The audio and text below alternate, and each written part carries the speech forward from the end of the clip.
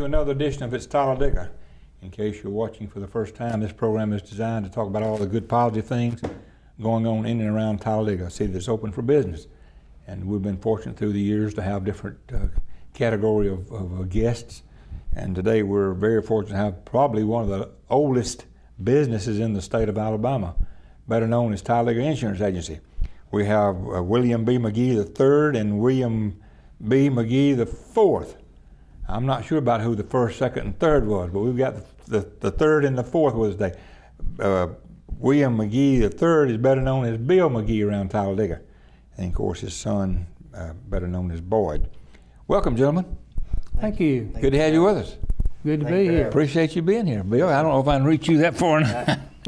But it's great to have you. We've been trying to get you guys on here for a while, and y'all hard to get. The only time we can get you is when you want to write a policy. You're always available. Well, we always want to write policies. I know it. But it's good to have you with us.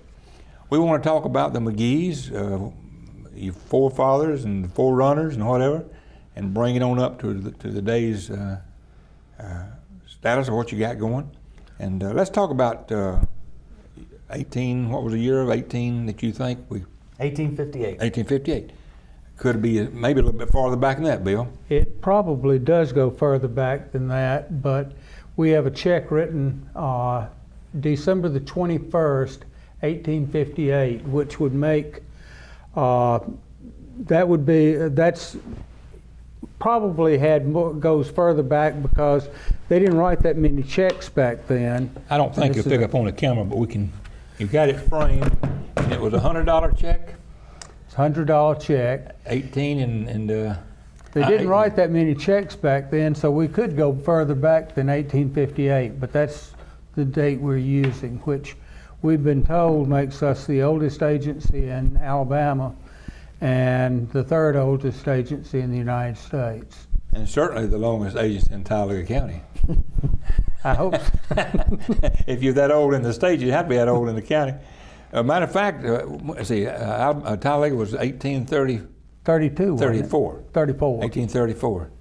So that's almost as old. It's signed. This check is signed by James G.L. Huey, who is the one that founded Talladega Insurance Company. Later, we changed the name to Talladega Insurance Agency, but the original name was Talladega Insurance Company. Who was you said Mr. Huey was the original one. When did your Bill McGee, was it someone before him? Well, there was my grandfather was the one that bought the agency and changed the name from company to agency. That was Turner Jones. And he bought it. That was your daddy's daddy? That was my mother's father. Father, yeah. And he ran the agency until 1950.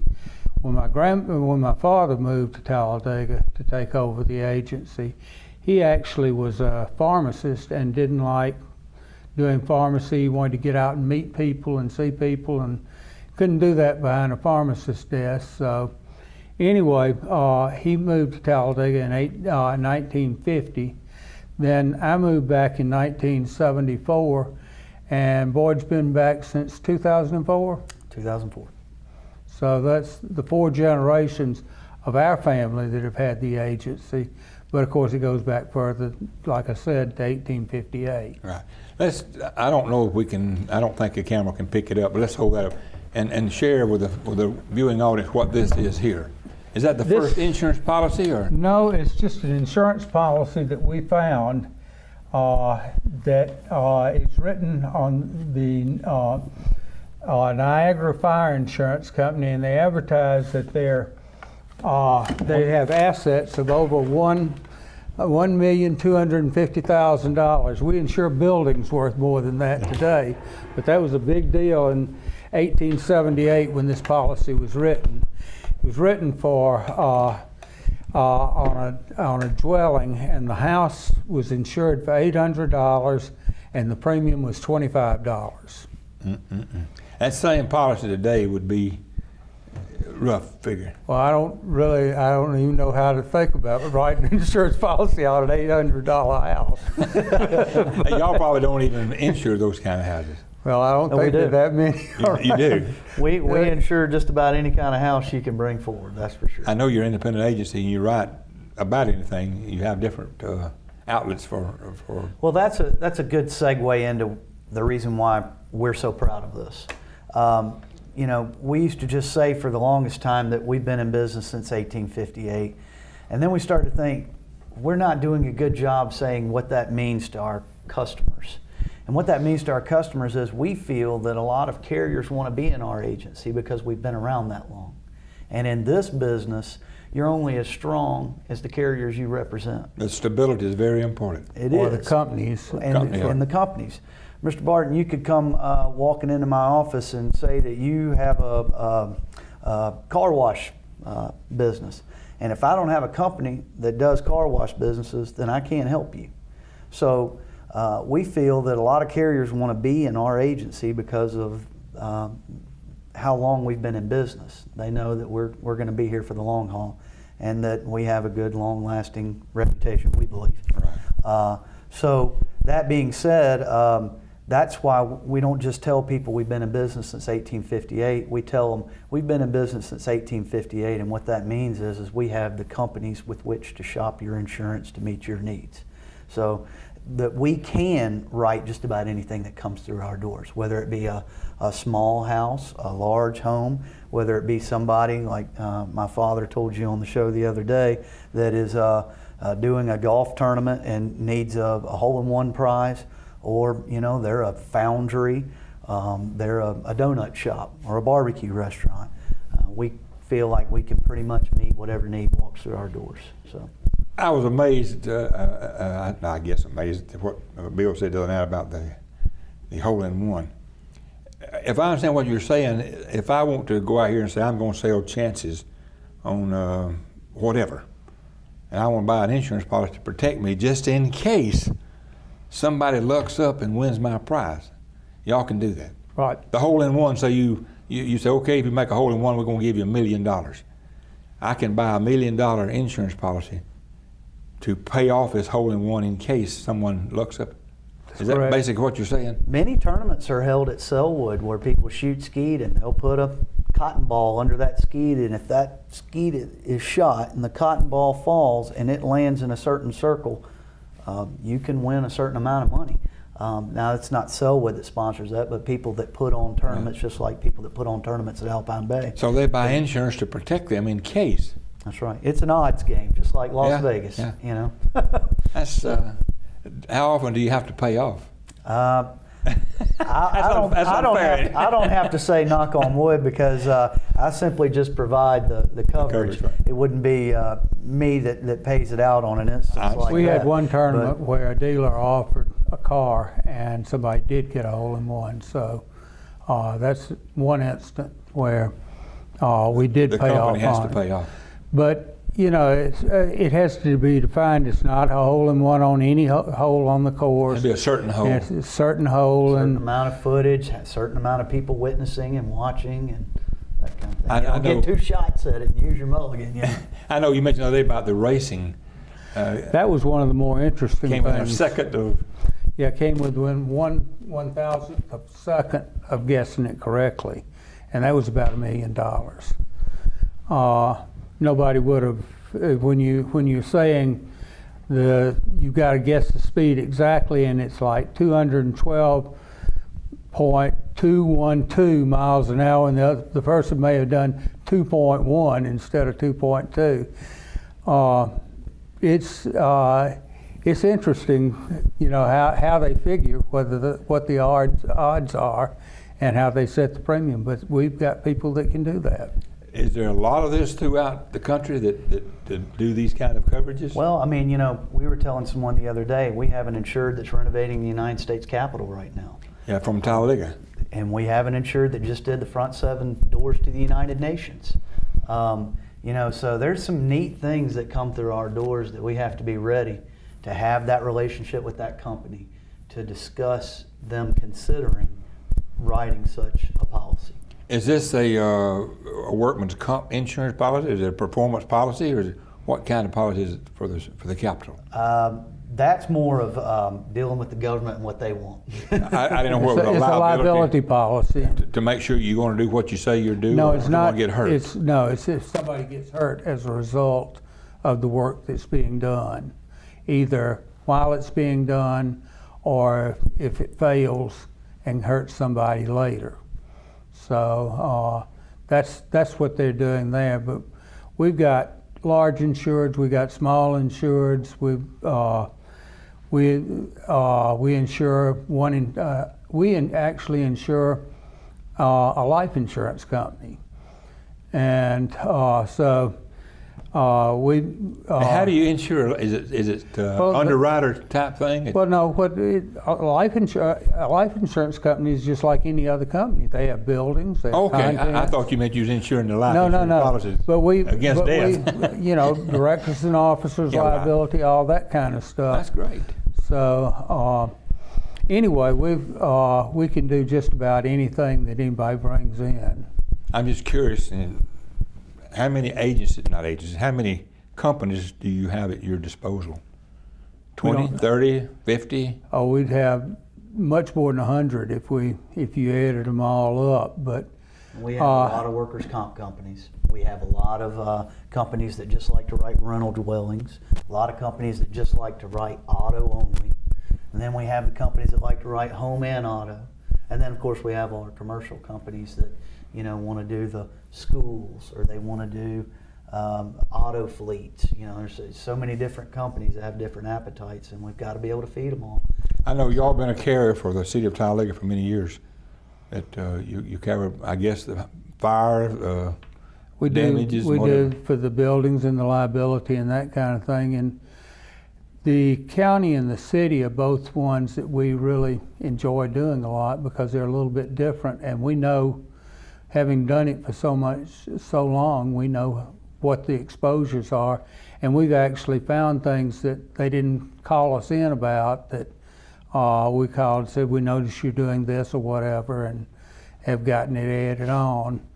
So we feel like we know the city pretty well. Bill, that's, I'm glad you mentioned that. That's what we've always said, whether you be in a restaurant, doctor, hospital, whatever, trade locally. Who's going to look after you more so than the folks who know you, know your family, know your mama and your daddy and your children, go to school with them, play ball with them?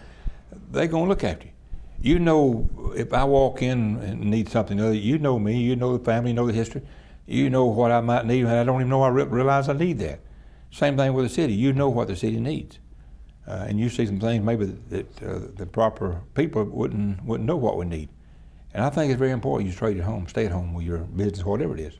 We feel that we have to live here too, and I have to. You got to face the folks. To see these people in the Piggly Wiggly. You know what I mean? So we feel that we have a different interest than someone from the And outside. we're taxpayers also, so we. You buy a license. Yeah, but I mean we want to do the best we can from the city from that standpoint also, because we want to make sure the money's spent the way it should be spent. Well, when you buy mail order policies, whether it be car, life, house, whatever, you're dealing with sometimes a computer, or you're dealing with somebody maybe overseas. They've signed it overseas.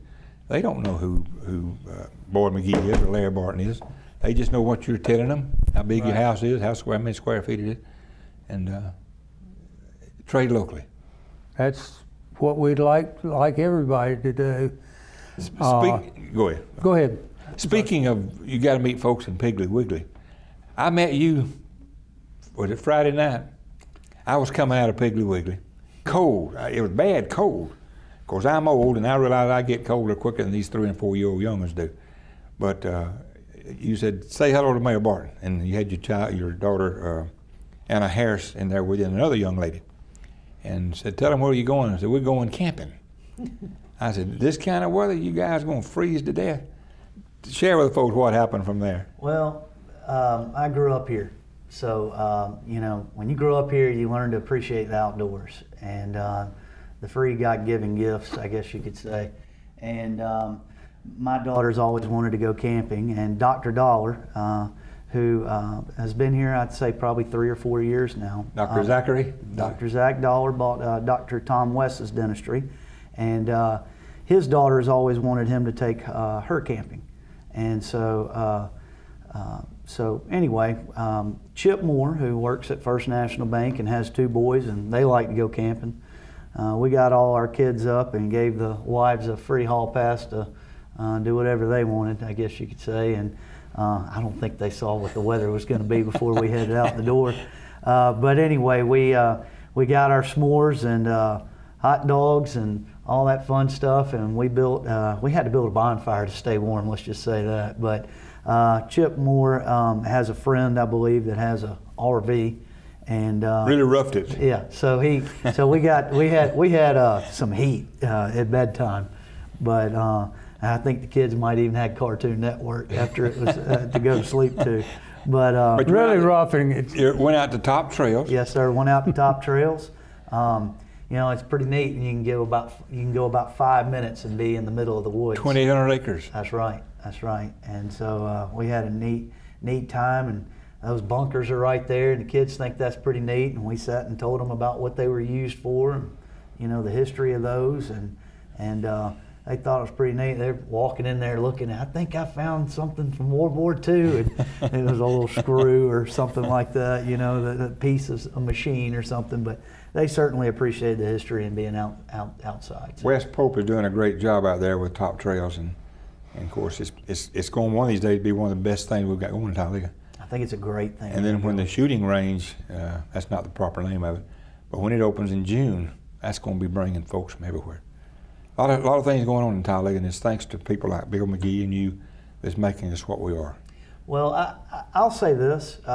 We've been fortunate to get a lot of press and publicity about the age of our agency, but you know, the people that work in our agency are what keep us alive. I believe we have a picture, Mr. Engineer. Can we show the folks that actually run the agency? Great. My father used to have a sign outside his office that said, There they are. You can speak to the man in charge or the woman that knows what's going on.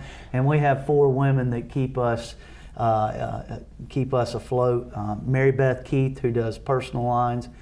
Karen Allen, who Karen's been on my show 2 or 3 times. Karen got to our agency it's a month before I was born. So when people ask her how long she's been working at Talladega Insurance Agency, she asks how old I am. Susan Parker, who is a great commercial lines CSR, really handles some complex accounts. And Theresa Davis handles certificates, bonds, claims, and commercial lines. So she's got a lot of multitasking that she does. But we certainly appreciate those ladies and what they do, because we tell people all the time, these ladies are not just secretaries. These ladies, not that there's anything wrong with being a secretary, but these ladies handle very complex issues. They're professionals at what they do. And they're good at what they do, and they make us look good, and they don't get enough appreciation. So. I understand that. I used to tell them when I was mayor, when I was full-time mayor, I'd say, what do you do down there? I said, I just walk around, shake hands, and grin. I said, the ladies in the office run the city hall. City clerk and whomever, they're the backbone of the city. But we appreciate Talladega Insurance Agency and appreciate the job you guys are doing. Not only are you involved in your agency, you're involved in civic activities. I know your wife is over United Fund, and y'all have just reached the goal, 100% goal. Well, I wouldn't say y'all. That board that she has really worked hard. That would be all her and her board, and they've done a wonderful job. I know Mr. Ray Miller has been her chairman, her boss man, and if you know Ray, you know he's going to get out there and people see Ray coming and say, "How much you want, Ray?" Yeah, that'd be probably accurate. But you know, if he's going to do it, he's going to do it. Ray does a good job. He's done a great job with our airport. And she's real proud of the board that she works for. She loves that job. Obviously, you know, when I was in Rotary, Miss Pat Miller used to always say, if we would all just give to United Way, we could reach all these other entities. And that's such a great idea, the concept of the United Way, how the money stays in town, stays local, stays in the county, and it trickles to all the other agencies that need help. Right. So by giving to United Way, you don't just, you can say, I give to all these different entities. A lot of people look at businesses, they're just there for one thing, to make a profit, and that's part of it. But you guys are involved in everything. I know Bill has been involved day one from the get-go for Ritz Theater. And Bill, you and all your folks have done an awesome job with that. Well, we over the years we've had lots of support. We can use more, and that when I say support, that's people that want to come down and volunteer. If you've got want to make a donation, we'd love to have a donation. We've got all kinds of things that people can join in and do. We need help with programming. We're trying to give as diverse a programming as we can get, and hopefully we're reaching at least some of the community with each program that we have. We also have the Ritz Theater available to certified nonprofit groups, so that I think last year nonprofits used the theater to the tune of they raised over $35,000-$40,000 just by using the Ritz, and we don't charge anything except the cleanup fee for those people. How many people would you say goes through there in a year's time of various different programs? I can tell you 3,300, I believe, is the number George Culver gave us of children that got to see performing Just arts one education. program. They got to see a Romeo and Juliet or a Hamlet or some version of performing arts for free.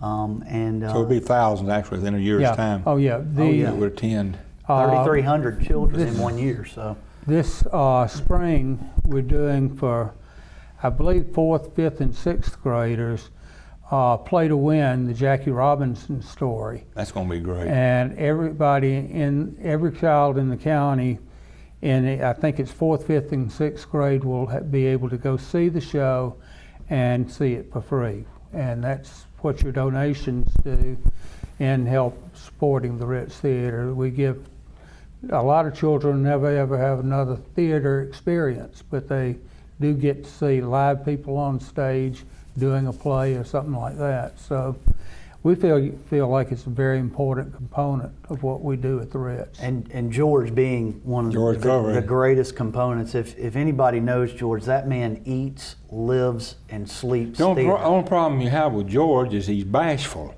Yeah. You can't get him to say anything. I mean, George is just, we're very lucky. We are. We're very lucky with George. And if anybody sees this and sees George on the street, tell him you appreciate him, because George is just, I don't know what we'd do without George. Y'all have done a great job with the theater. It's air conditioned in the summertime, warm in the wintertime, elevated floor. That every seat in the house is good. And anytime you hear anything going on at the Ritz, they're bringing in some shows at the Ritz that you don't even see in Birmingham and maybe some of the bigger cities. But We've been real lucky in that George will find out he goes to these conferences, and it may turn out that there's a big production that's being put on in Atlanta, and then they're going to New Orleans, and they don't have a day in, but they have a day in between that they could do something. So we may get the theater company for just what their cost is of putting the employees up. We did that with Porgy and Bess. They had 3 semi-trailer loads of set, and they could only take off about a half a truckload and put it on our stage. But this is something that people in Atlanta saw and people in New Orleans saw, and between those 2 places, after it was over with, they went to San Francisco and then went out of the country touring. So it's not just local playhouse things that George is bringing in. He's bringing some of the best. And our first show for this season is Mandela. It's a story of Mandela in South Africa, and I think that's going to be a very good show. I think we've got Black Jacket Symphony coming back again. I don't know. We're going to do Pink Floyd's Dark Side of the Moon, and I know a lot of people are very excited. They just did the Beatles. That was a great hit. Had a good turnout for that. Had a great turnout. But might as well, I know you probably pressed for time, so. We're fine. We still got another 3 or 4 minutes. Okay, well, I'll say this. We do have Mardi Gras coming up. That's Valentine's Day. That's why I have my Mardi Gras tie on That is Mardi Gras is Valentine's Day, and this year. This year, and you know, Mardi Gras is part of the Christian calendar and has to do with the lunar equinox and Easter and all that before we know what date it's going to fall on. This year it falls on February 14th, and it'll be at the Fox Sports. I've forgotten the new name of the dome.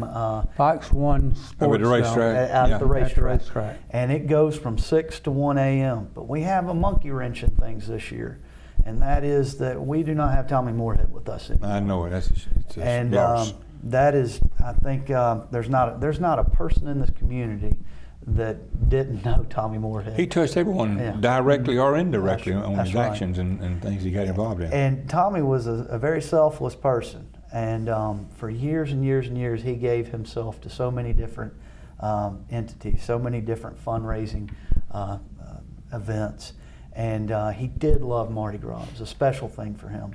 So this year, we do not have Tommy, and we're going to have to raise money for this theater so that the children can go and receive free performing arts, so that the community has the ability to see all these wonderful things that George gets for us.